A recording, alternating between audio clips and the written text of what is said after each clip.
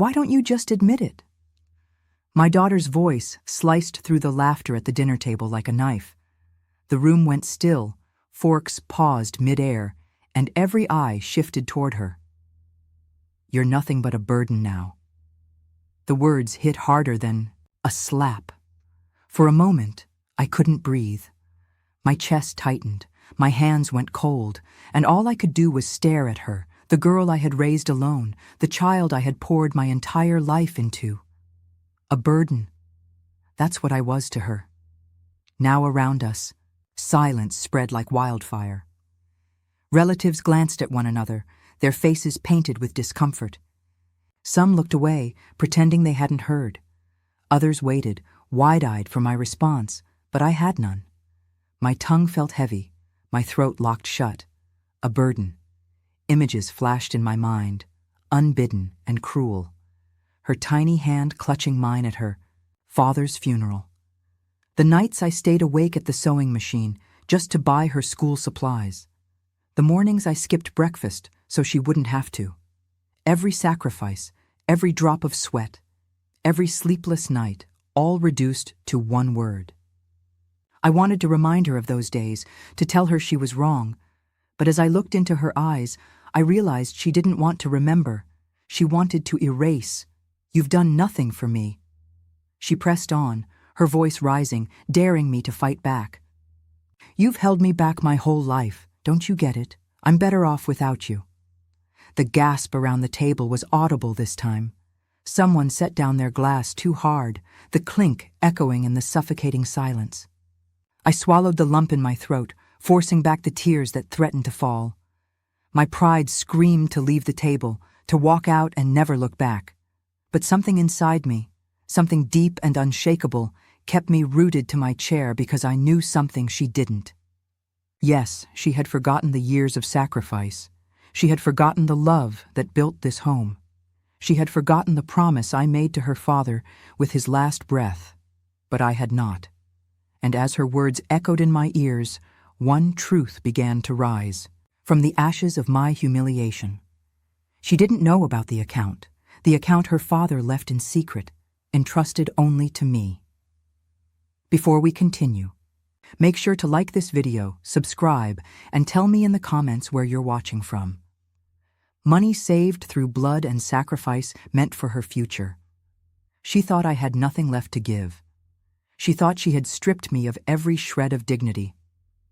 But she was wrong, because when the time was right, I would remind her exactly who I was and what her father had left behind. Tonight, perhaps that time had come. Long before my daughter's cruel words echoed through that dinner table, there was a time when she clung to me as if I were the only anchor she had in this world. And in many ways, I was. Her father, my husband, wasn't supposed to leave us so soon. We had plans, dreams, a future built carefully in quiet evenings and whispered conversations. But life is merciless, and one ordinary morning, everything changed. The illness came fast, ruthless in its grip, and before we could even process what was happening, I was standing at his bedside, holding his frail hand, promising him I would take care of her. "Promise me," he whispered, his breath weak but urgent. "Take care of our little girl. Make sure she knows. She was always our dream," I promised. And in that moment, as I watched the man I loved slip away, my life stopped being about me. It became about her. Raising her alone was not easy. It was nights spent hunched over a sewing machine, my eyes stinging from exhaustion as I patched clothes for neighbors to earn extra money. It was days working shifts at the diner, smiling through the ache in my back so tips might cover the bills. It was selling the jewelry he had given me on our anniversary just to keep food on the table. But for her, I did it all without hesitation. I remember the night she would crawl into bed with me, her tiny arms wrapping around my waist, her voice trembling as she whispered, "Mama, don't let go." And I never did. I held her until her breathing slowed, until sleep carried her away from the shadows of grief. Every birthday, I scraped together enough to make it special. A homemade cake, balloons from the dollar store, a small toy she'd been dreaming of. The joy on her face made every sacrifice worth it, and on her first day of school, when she turned to wave at me from the classroom door, my heart swelled with pride and heartbreak all at once. She was growing, she was moving forward, and I was determined to make sure nothing stood in her way. But children rarely see the weight their parents carry. She didn't know about the nights I went hungry, so she wouldn't. She didn't see the tears I shed quietly in the kitchen when I thought she was asleep. To her, life seemed stable, normal. That was the point. I wanted her to feel safe, even when the ground beneath me was crumbling. And through it all, there was one secret I carried. A promise fulfilled, but never spoken aloud. Her father had left something for her, a quiet account built piece by piece from the savings he tucked away whenever he could. I never told her about it.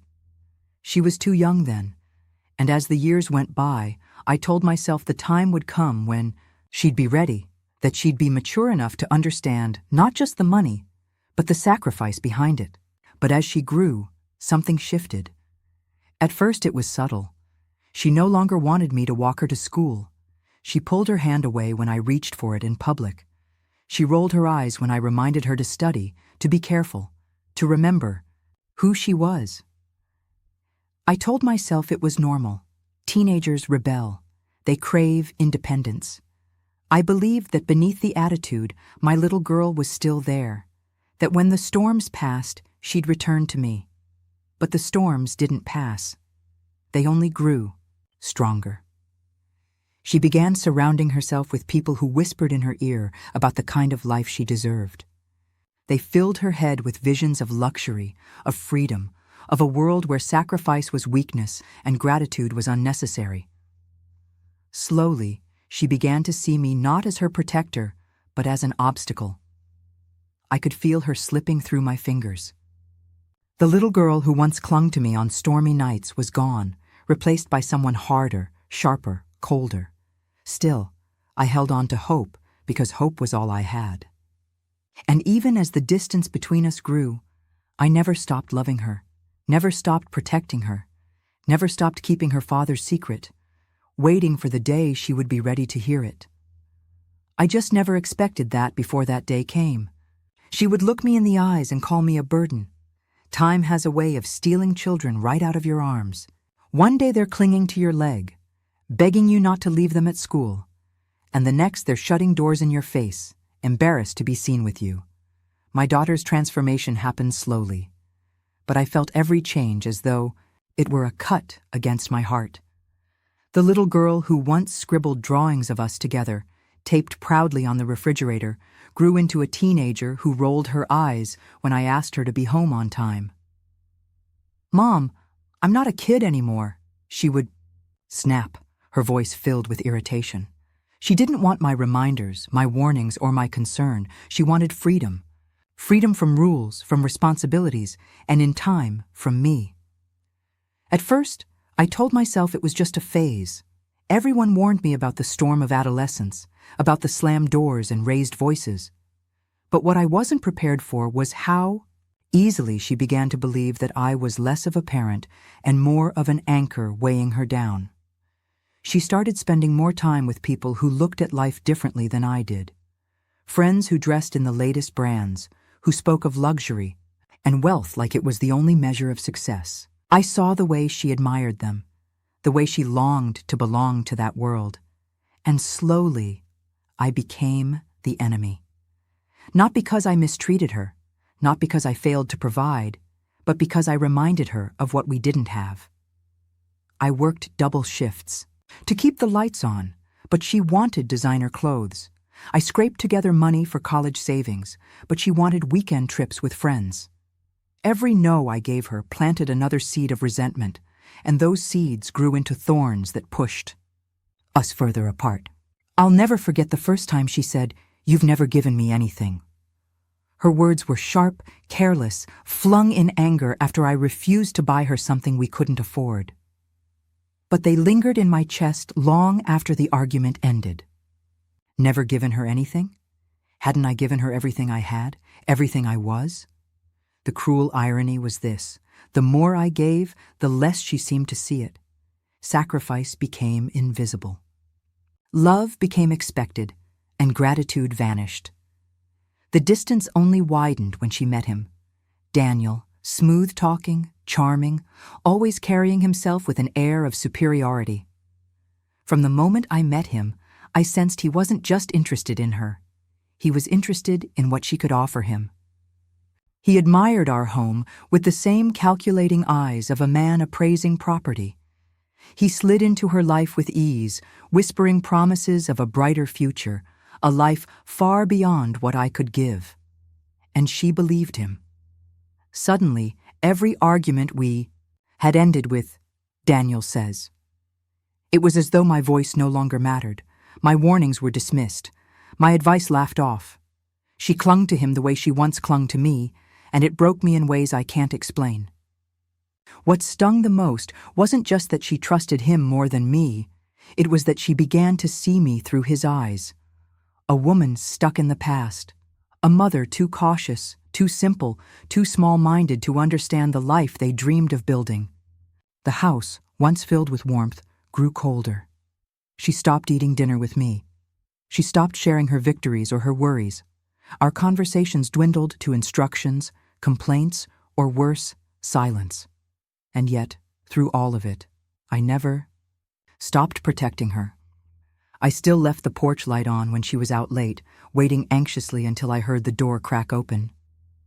I still packed food for her, even when she said she didn't want it.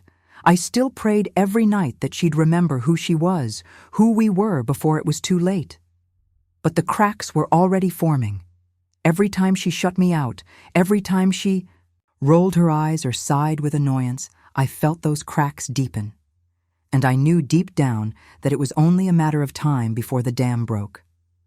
One night, after a particularly harsh argument, she stormed off to her room, her words echoing down the hallway. "You're holding me back. You've always held me back."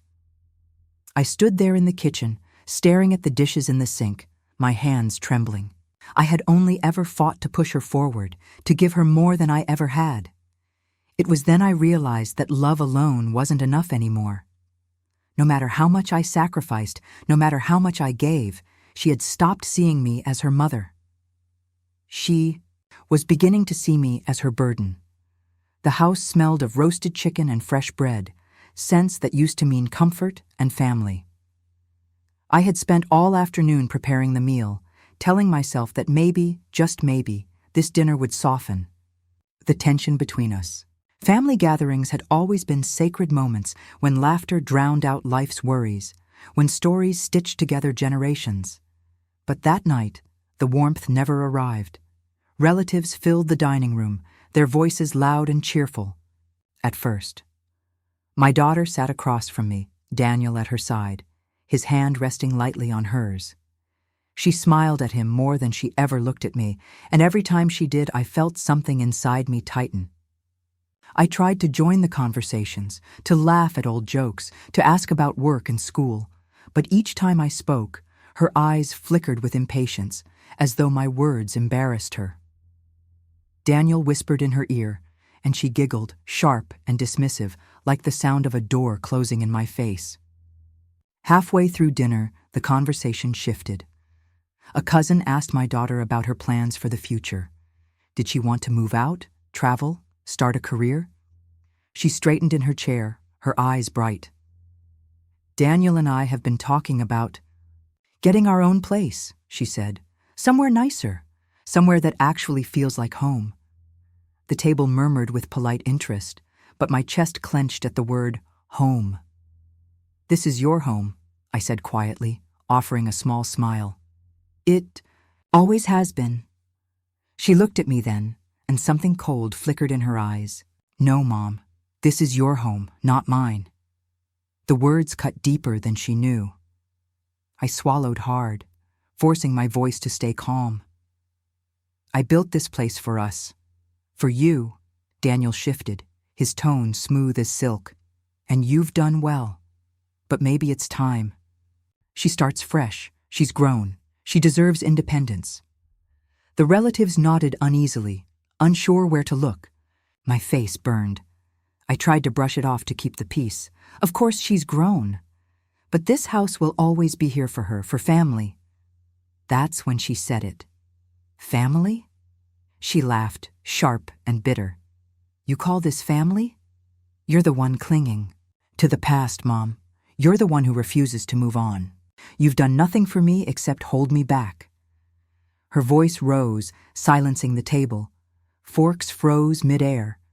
Conversations died instantly. And then the final blow came. Cruel and merciless. You're nothing but a burden now. The words echoed against the walls, louder than the laughter that had filled this house for years. A burden. My chest tightened. My vision blurred.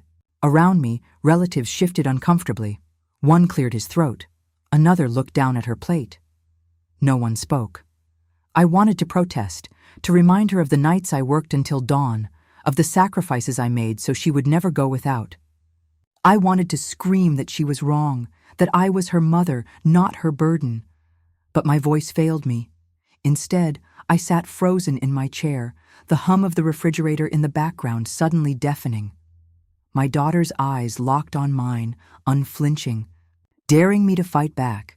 And for the first time, I saw no trace of the little girl who once ran into my arms for comfort. Daniel squeezed her hand, smirking slightly, as though he had won something in that moment. I lowered my gaze, unable to bear the weight of so many eyes on me. My humiliation laid bare in front of the very family I had tried to hold together. The silence stretched, suffocating, until someone coughed and clumsily changed the subject, but the damage was done. The meal continued, but I barely tasted the food. My hands trembled as I lifted my fork, my throat too tight to swallow. My daughter laughed at something Daniel said, as though her cruel words hadn't shattered me. And in that moment, something inside me cracked. She saw me as a burden. That was the truth she had spoken loud and clear for everyone to hear. But she didn't know everything. She didn't know about the promise I made to her father. She didn't know about the account he had left behind, hidden all these years. She thought I had nothing left to give. But one day soon, she would learn how wrong she was. That night, after the plates were cleared, and the last of the guests shuffled out with forced smiles and murmured goodbyes, the silence in the house felt unbearable. The laughter and clinking of cutlery had faded, but her words still echoed in my mind. Burden. I couldn't scrub it from my ears, couldn't unhear the cruelty in her voice or the smug calm on Daniel's face as she said it. I sat at the edge of my bed in the dark, my hands folded in my lap, staring at the floor. I should have cried, but the tears didn't come. Instead, there was a hollow ache inside me, an emptiness that felt worse than grief. Grief is sharp, immediate. But this was dull and endless. The slow realization that my own daughter no longer saw me as a mother, but as dead weight. Every memory seemed to rise and taunt me that night. The nights I worked double shifts so she could have new shoes for school. The mornings I packed her lunches while running late myself. The birthdays I scraped together with pennies and prayer to make sure she never felt the absence of her father. Every sacrifice replayed itself in vivid color, and each one made her words sting more. You've never given me anything. You're holding me back. You're nothing but a burden now. I wondered, had I failed her? Had I raised her wrong? Maybe in my desperation to give her everything, I had given her too much. Maybe I had shielded her so fiercely from the struggles of life that she never learned to value what it costs to survive. At the dinner table, I had wanted to defend myself, to shout that she was wrong, but looking at her that night, her eyes cold, her voice dripping with contempt, I realized the truth didn't matter to her anymore. In her mind, the sacrifices had faded, replaced by resentment. The next morning, the house felt different. She walked past me in the kitchen without a word, her phone in her hand, her laughter reserved for Daniel on the other end of the line. She didn't look at me, didn't acknowledge me as though I were already a ghost haunting the halls of a home that no longer belonged to me. I thought about leaving, packing a bag, walking away, disappearing from her life so she could see what freedom felt like without me. Maybe then she'd understand what absence really was. But every time I thought about it, I remembered my promise, her father's hand in mine, his voice weak but firm. Take care of her. I couldn't abandon her, not even when she begged me to with her cruelty. That night, I overheard her talking again. She was in the living room with Daniel, her voice low but sharp. She doesn't get it. She clings to this house, like it's her achievement. She's just in the way. Daniel's response was calm, deliberate. Then maybe it's time you set boundaries. She can't be part of every decision anymore. This is your life now. My stomach twisted. I leaned against the hallway wall, my heart pounding in my chest. They were making plans for a life that didn't include me. My daughter, my only child, was pushing me out brick by brick, with his hand guiding hers. I went to bed that night feeling like a stranger in my own home. For the first time in years, I questioned everything. Was I clinging to a past that didn't exist anymore? Was I, as she said, truly a burden? But then, as I sat in the dark, my eyes drifted to the drawer of my nightstand. Inside, untouched for years, was the envelope. The papers her father had left with me. The secret I had kept all this time. I hadn't told her because I wanted her to grow into the kind of woman who could handle it, who would understand not just the numbers on a page, but the love and sacrifice behind them. Now I wondered if that day would ever come. Yet, as her words replayed in my mind, a spark began to flicker beneath the ashes of my humiliation. She thought I was nothing. She thought I had nothing, but she didn't know the whole story, and maybe, just maybe, it was time she did. The days after that dinner blurred together, heavy and silent. The house that once echoed with laughter and chatter now felt like a cage. Every room suffocated me with memories of what used to be. My daughter avoided me entirely, walking past me as though I were invisible. Her conversations were reserved only for Daniel. I tried not to notice the small changes, but they screamed at me louder than words. Her bedroom door was always closed now. Meals were taken elsewhere, never at the kitchen table we had once shared. The porch light I left on for her when she came home late was switched off before I even noticed she was back. It was as if she wanted to erase me piece by piece until nothing of me remained in her life. Some nights I sat in my room and thought about leaving. I imagined packing a small bag, walking out the door, and never looking back. She wanted independence so badly. Maybe she needed to see what it really felt like. Maybe in my absence, she would finally understand my presence. But every time I pictured it, I heard her father's voice again, that last night when his hand gripped mine with what little strength he had left. Take care of her. Promise me you'll take care of her. And I had promised. A promise made in love and grief. A promise that weighed heavier than her cruel words ever could. So I stayed. But staying didn't mean the pain lessened. If anything, it grew sharper each day. One evening, as I walked past the living room, I heard her voice. She was on the phone, her tone light, careless, cruel. I don't know why she still tries. She has nothing. No savings, no retirement, nothing to show for her life. Honestly, she's pathetic. Pathetic. The word pierced me deeper than burden ever did. My chest tightened, my vision blurred, and I pressed myself against the wall, willing the tears not to fall. Pathetic.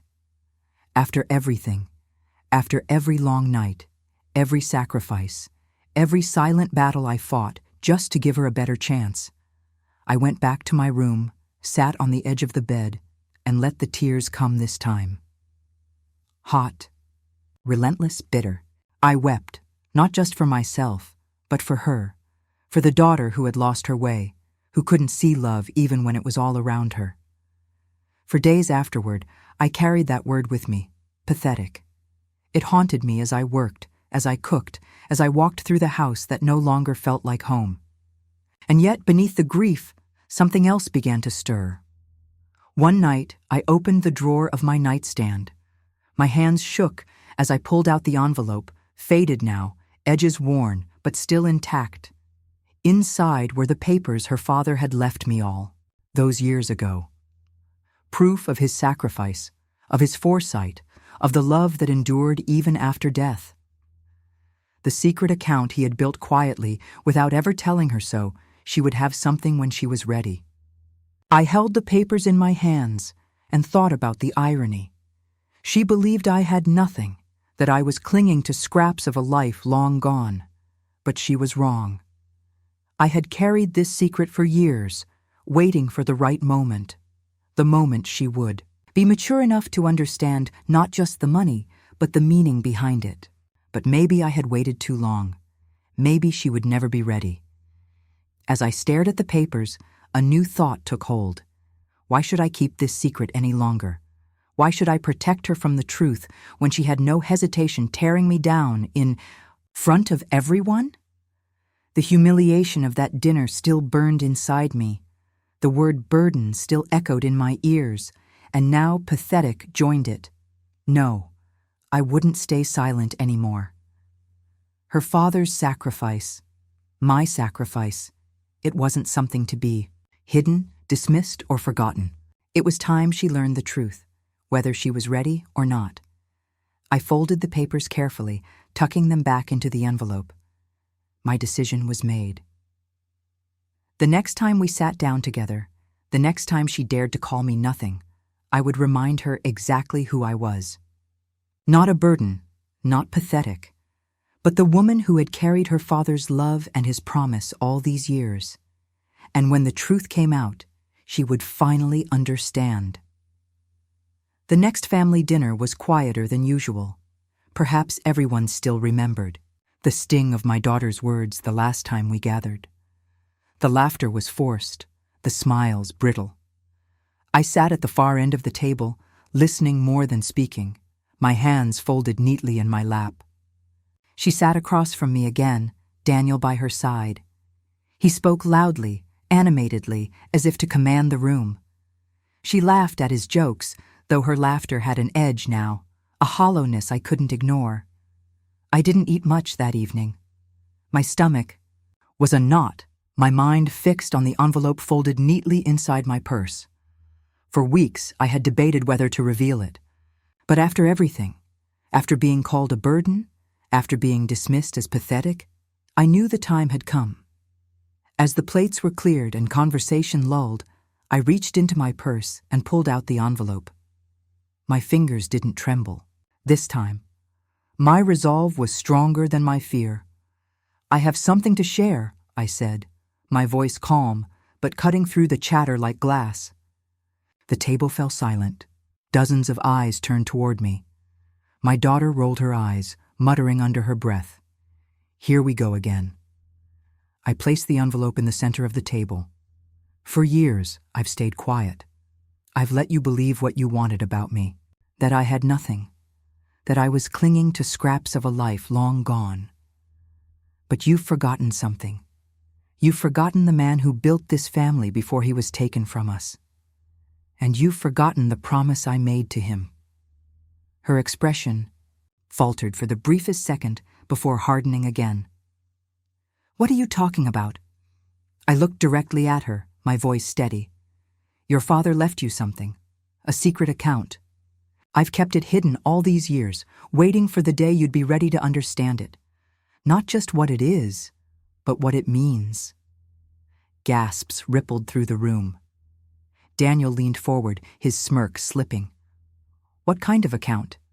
I didn't answer. Him. My eyes never left hers. Every extra dollar your father could spare, he saved. Every side job, every long shift, he tucked something away. Not for himself, for you, for us. He wanted you to have a future, no matter what happened to him. Her face paled, her lips parted in shock. Relatives leaned closer, curiosity buzzing like static in the air. I opened the envelope and slid the papers across the table toward her. It's all there. Years of sacrifice, quiet, unseen, but never absent. While you've been calling me a burden, while you've been telling the world I gave you nothing, I've been protecting this, protecting his gift. Protecting you? The silence that followed was deafening. She reached for the papers with trembling fingers, scanning the numbers, the account details, the years of deposits. Her hand flew to her mouth. This can't be real. It's real, I said quietly. Every cent represents a piece of your father's life, and every day since he passed, I've carried the weight of it alone. Because he trusted me, because he asked me to. Her eyes brimmed with tears now, though pride kept her from letting them fall. Why? Why didn't you tell me? Because you weren't ready, I answered simply. Because I wanted you to grow up understanding that life isn't about what you're handed, but what you earn. I wanted you to value sacrifice, to honor love, but somewhere along the way, you forgot. You let bitterness blind you. You called me a burden when I was the one keeping your father's last gift safe for you. The weight of my words hung heavy over the table. No one dared speak. Even Daniel sat stiff, his jaw clenched, unable to mask his unease. Finally, I stood, my chair scraped against the floor, loud in the silence. I looked around the table at the wide eyes of my relatives, at the shocked stillness of my daughter. I won't sit quietly anymore, I said. You may see me as nothing, but your father didn't, and one day you'll realize that everything I did was out of love, not weakness. With that, I left the envelope on the table. I didn't wait for her excuses or her tears. I didn't need validation or applause. I had spoken my truth, and for the first time in years, I walked away from that table with my head held high. The envelope sat on the table like a stone dropped into still water, its ripples spreading across the room in silence. My daughter's hands shook as she flicked through the papers again, her eyes darting over the numbers, the records, the steady deposits her father had made year after year. I watched her carefully. At first disbelief, then shock, and finally something else. Shame creeping slowly into her expression, fighting against the walls of pride she had built so high. You lied, she whispered, her voice trembling. All this time, you kept this from me. I met her gaze without flinching. It wasn't a lie. It was protection. Your father didn't save that money for you to squander it the moment you thought you were ready. He saved it because he wanted you to have a future, and he trusted me to guard it until you understood what it meant. Her lower lip quivered, but before she could respond, Daniel leaned forward, his voice sharp. This is manipulation, don't you see? She's trying to guilt you, to control you. Money in some dusty account doesn't erase the fact that she's been nothing, but a weight on you. I turned on him then, my voice cold and steady. Be very careful with your words. You talk about weight. Let me tell you about weight. I carried this family alone after your father-in-law died. I carried a little girl through grief so heavy it could have crushed her. I worked until my hands bled just to make sure she never went to bed hungry. That's weight. That's sacrifice.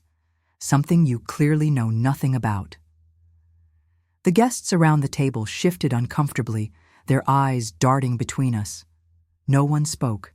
The air was thick, suffocating, as if the entire house was holding its breath. My daughter slammed the papers onto the table, her voice breaking now. Why didn't you trust me?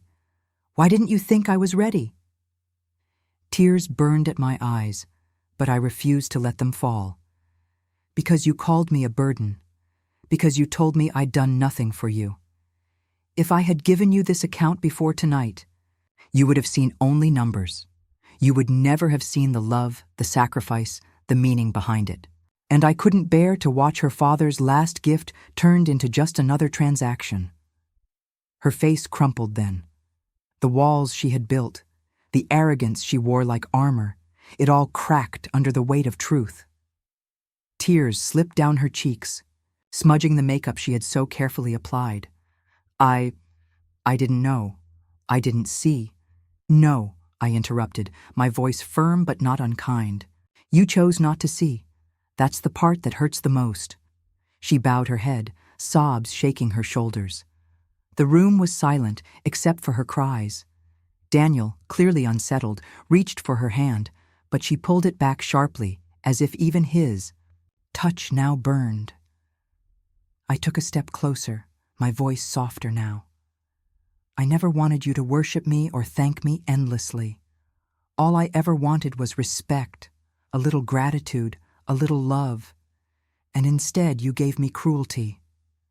You listened to voices that told you I was worthless, and you believed them. But tonight, you know the truth. Not because of money, but because of what that money represents, your father's faith in me and my promise to him. She lifted her tear-streaked face to me, her eyes wide with regret. I was wrong. I was so wrong. I nodded slowly. Yes, but admitting it is the first step. And maybe now you can start remembering who you really are. The girl your father and I raised with so much love. The girl who once believed family mattered more than anything. Her sobs grew harder, her shoulders shaking as years of resentment melted into guilt. She rose from her chair, stumbled around the table, and collapsed into my arms. For a moment, she was small again, the little girl clutching me on stormy nights, terrified of the world. I'm sorry, Mom, she choked out between sobs.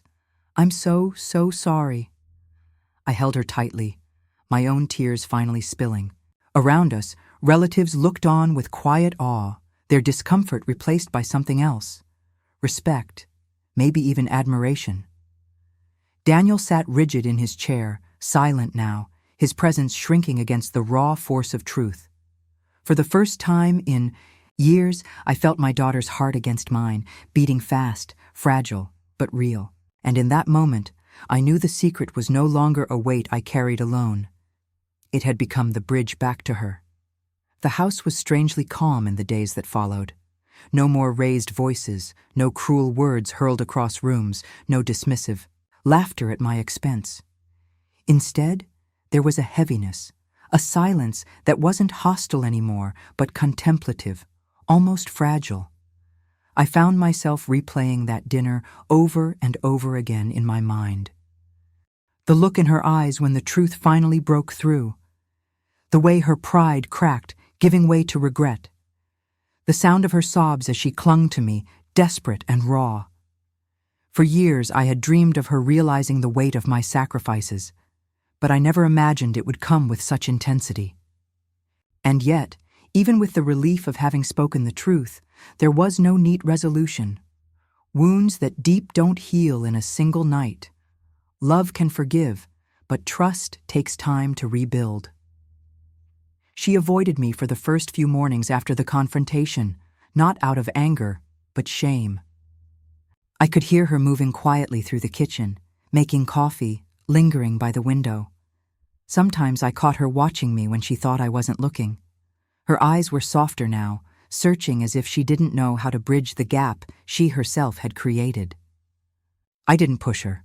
Healing can't be forced. Instead, I gave her space and I turned inward.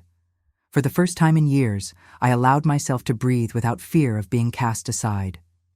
I walked through the garden again, pulling weeds, tending to the soil. The tomatoes had grown wild, untamed from neglect, but I found peace in kneeling there, dirt under my nails, the sun warm on my face. It struck me then. This garden was a mirror of my life, messy, scarred, weathered by storms, but alive, always alive. One afternoon, I found her standing at the edge of the yard watching me work. She didn't say anything, didn't step closer, just stood there silently as if words were too heavy to carry yet. For a moment, I thought about calling her over, handing her the trowel, inviting her to kneel beside me. But I didn't. Instead, I let the silence speak for us both. Sometimes presence is enough. In the quiet of those days, I realized something important. The truth had freed me. For so long, I carried the weight of her rejection in silence, convinced that if I bore it quietly, she would come around on her own. But silence had nearly broken me. Speaking the truth, not just about the account, but about the love and sacrifice behind it, was my turning point. It was the line in the sand between who I was and who I refused to become. I wasn't her burden. I wasn't pathetic. I was her mother, and that was enough.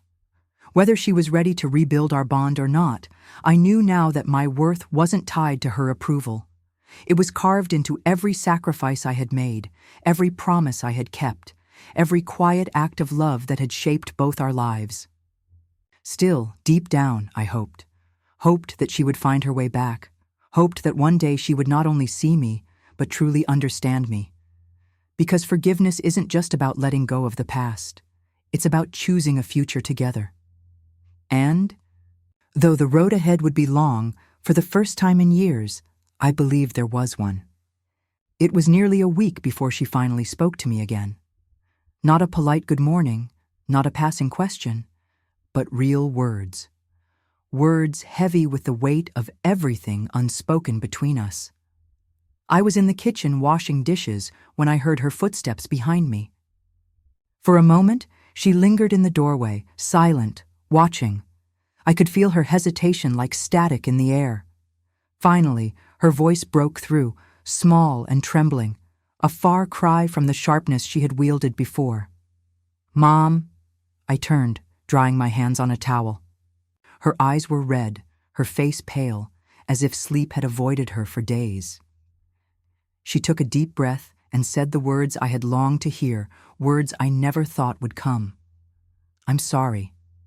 Her voice cracked on the second word, and tears welled in her eyes before she could stop them. She pressed a hand to her face, shaking her head. "I don't even know how to say it. I've been so blind, so cruel. You gave me everything and I treated you like you were nothing.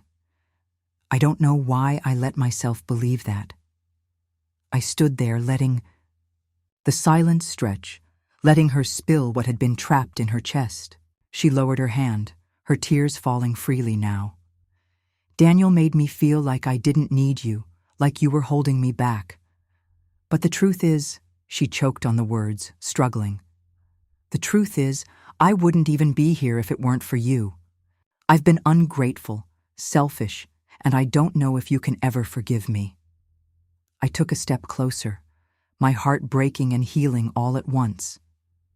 "Oh, my girl," I whispered, my own eyes stinging. "I forgave you the moment you said it. Not because you were right, but because I love you. That will never change." She collapsed into my arms, then sobbed into my shoulder the way she had when she was a child, frightened by thunder.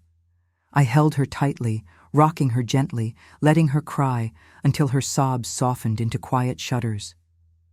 We stood like that for a long time, mother and daughter, broken but slowly mending.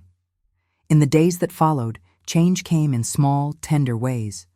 She began to join me at the table again, her phone forgotten in another room. She offered to help. With the cooking, clumsy but eager, laughing softly when she made mistakes. She sat with me in the evenings, sometimes in silence, sometimes sharing fragments of her day, as if trying to stitch back the threads she had once cut. One afternoon, I found her in the garden, kneeling in the dirt, pulling weeds with her bare hands. She looked up at me, a sheepish smile on her face. "I thought I'd help," she said. "You've done enough on your own." My throat tightened, but I smiled back. "We'll do it together." And we did. For the first time in years, the garden felt alive again. Not because of the flowers, but because of us. Side by side, mother and daughter, rebuilding not just soil and roots, but trust and love. I knew the past couldn't be erased, but I also knew the future was still ours to shape. And perhaps that was the greatest gift of all. Not the account, not the money, but the chance to begin again. Her father had wanted her to be secure. I wanted her to be whole. And in that moment, watching her laugh softly in the sunlight, I believed she could be both. Sometimes the deepest wounds aren't caused by strangers, but by the people we love the most. To be called a burden by the very child you sacrificed everything for. It's the kind of pain that can break a heart in ways nothing else can. But this story is also proof of something greater. That truth, when spoken with courage, has the power to heal even the deepest divides. I carried my husband's secret for years, guarding his gift and honoring his memory, even when it meant enduring rejection from the one person it was meant for. And when the moment finally came to reveal it, it wasn't the money that changed her heart. It was the realization of what that sacrifice truly meant. Maybe you've been there too. Maybe you've been overlooked, unappreciated, or even cast aside by someone you'd give the world to. If so, know this: your love and sacrifices are never wasted. One day, they will be seen. If this story touched you, share your thoughts in the comments. Have you ever carried a hidden sacrifice for someone you love? Don't forget to like this video, subscribe for more powerful stories, and hit the bell so you never miss one. Because love, even when forgotten, always leaves a legacy.